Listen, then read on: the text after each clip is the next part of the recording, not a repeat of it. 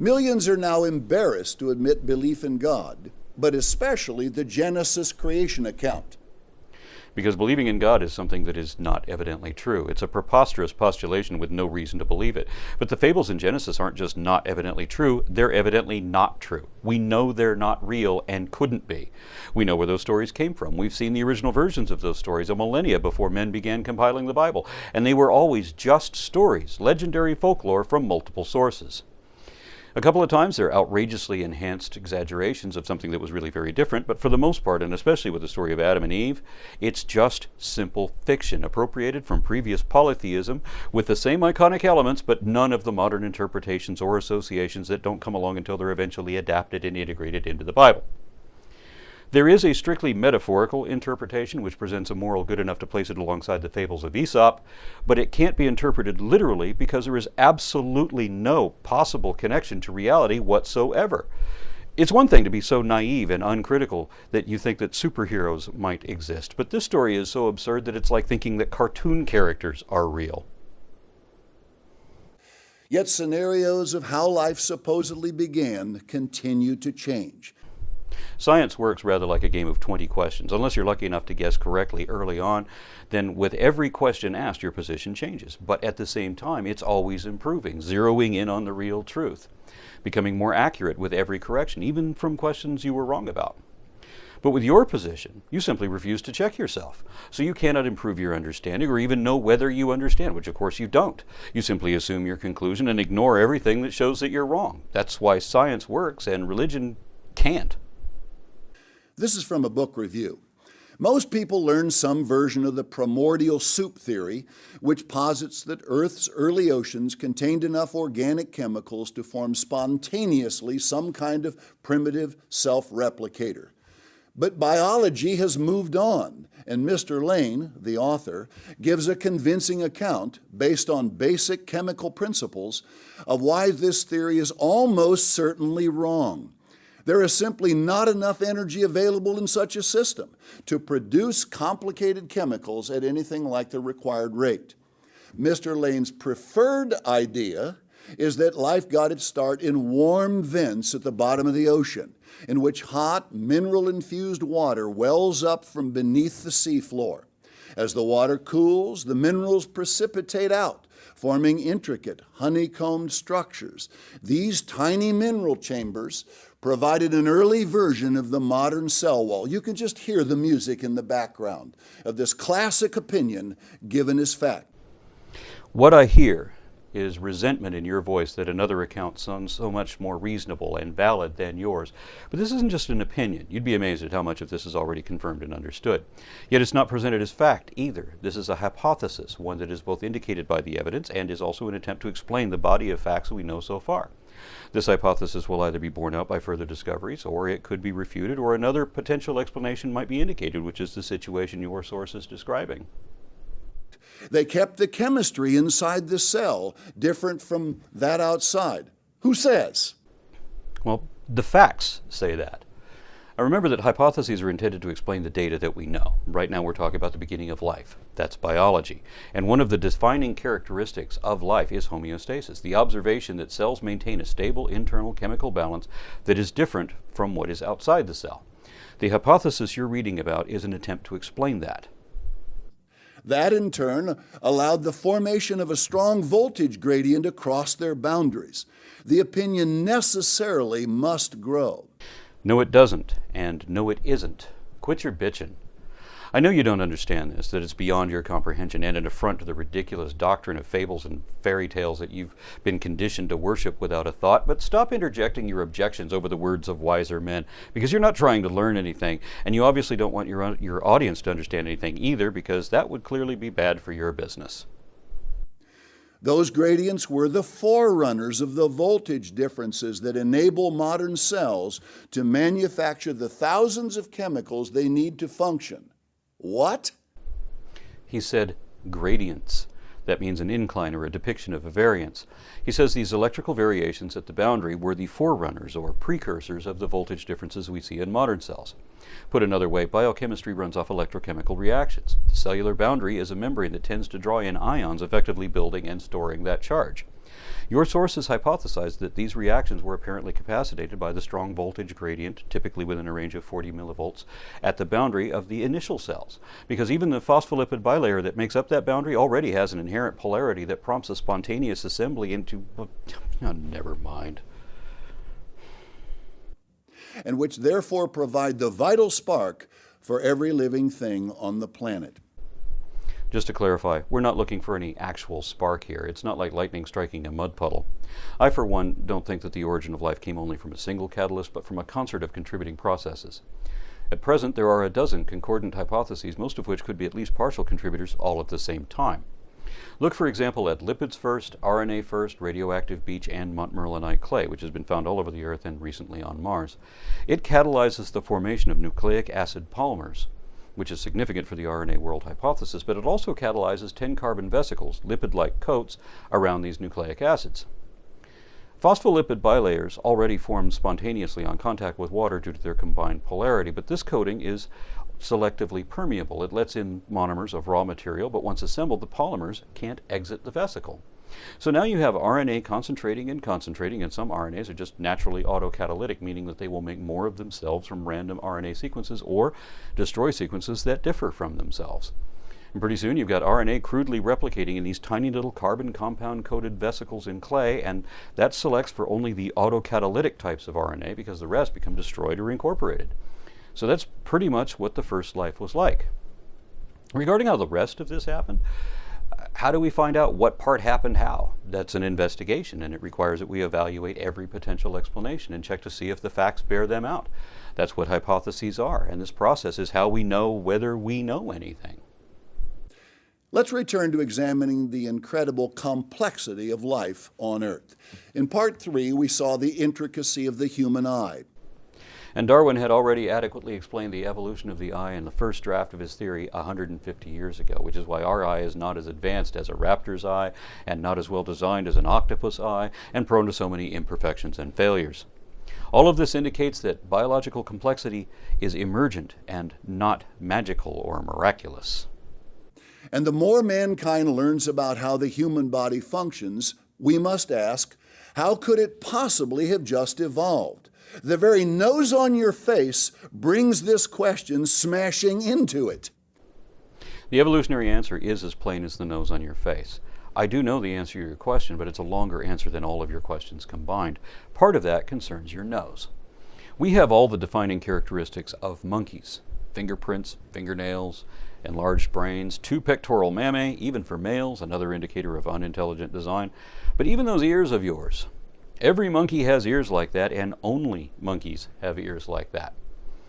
But your nose determines which kind of monkey you are. Platyrrhines, or New World monkeys, generally have nostrils that are splayed apart out to the sides. But catarrhines, Old World monkeys, have their nostrils pointing down. I think we're the only animals on Earth whose nostrils point downward like that, and maybe that's because, being monkeys, the things that we smell are either in or on our fingers. How is it that your nose can smell one or more odors or fragrances and know within a split second what they are? Let's understand the human sense of smell. How does a nose, bombarded with odors that arrive in different amounts and combinations, consistently identify each aroma? It can essentially be broken down into a predictable mathematical pattern. Odors arrive in small packets, tiny bouquets of molecules that are inhaled. Receptor cells inside the nose respond by producing a series of electrical spikes, which are communicated to the olfactory bulb in the brain, where the smell is decoded. It's like Morse code, said a professor of neurobiology, supervisor of a recent study about the olfactory system, that is the first to document the coding is linear. The pattern and spacing of the clicks make different letters. The pattern of the electrical spikes translates to specific smells. But significantly, when the smell is repeated in the same dose, the pattern remains the same. And when the odor varies in duration, the neuron's electrical response changes proportionately. In other words, the response is orderly and predictable rather than chaotic and irregular. And dumb evolution did this? Of course. We inherited our ability to taste particles in the air from the nostrils of our fishy ancestors using that same trait in the water. They inherited it from a simpler system in earlier ancestors as a necessity with a powerful selective pressure. If you look at it as a case of population mechanics, which is what evolution is, then it's easy to see how the simplest of cellular sensitivities would be honed over time in every generation of every lineage by a process that is completely blind and acting without intent. Everything in the Bible is absolute nonsense, but natural selection is demonstrably real and really works in the real world. Dr. Wernher von Braun, recalling he was the father of the American space program, saw that complexity of design throughout nature and the universe pointed to a great designer. You mean he imagined that, but that it was an unsupported and thus unwarranted assumption because he was never able to show any fact that actually indicated that conclusion.